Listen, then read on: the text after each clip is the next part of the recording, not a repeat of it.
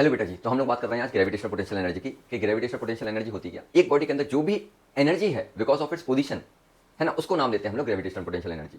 Basically क्या होता है कि अगर मेरे पास एक बॉडी है, इसकी कुछ ग्रेविटेशनल फील्ड होगी, उस ग्रेविटेशनल फील्ड में अगर कोई दूसरी बॉडी लाई कर रही है तो उसकी पोजीशन की वजह से है ना, इन the gravitational field of the another जो एनर्जी उसके अंदर आती है वो कहलाती है ग्रेविटेशनल पोटेंशियल एनर्जी।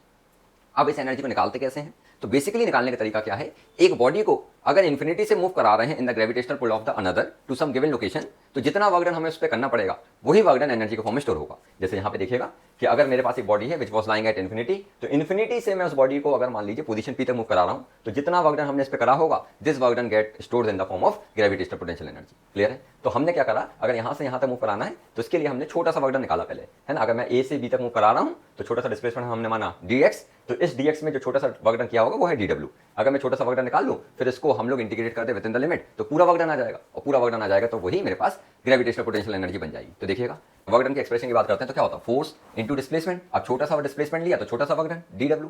अब यहाँ पे अगर फोर्स की बात करें तो फोर्स कौन सी लग रही है, ग्रेविटेशनल फोर्स, जिसका एक्सप्रेशन होता है gmm/r²। अब यहाँ पे हमने m माना है mass of the earth, small m is the mass of that body which is moved, ठीक है। और यहाँ से यहाँ तक की डिस्टेंस कितनी है x, तो r को रिप्लेस करा s x²।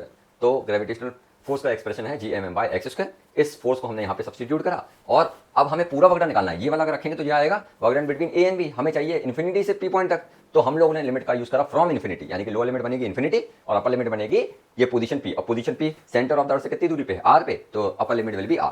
तो यहाँ पे देखिएगा हम लोगों ने लिमिट का यूज करा फ्रॉम इन्फिनिटी टू r, और यहाँ पे लिमिट वर्क डन की लगाई है 0 टू w, ठीक है। dw का इंटीग्रेशन कितना होता है w, तो हमने डायरेक्टली w रखा, ठीक है। From the limit 0 to w, तो 0 टू w। अब यहाँ पे देखिए g मेरे पास कांस्टेंट है, m कांस्टेंट है, छोटा m कांस्टेंट है, इनको बाहर निकाल लिया तो हमें इंटीग्रेशन किसका करना होगा, ठीक है, 1/x² का। अगर मैं लिखूं तो उसको लिख सकता हूँ x - 2।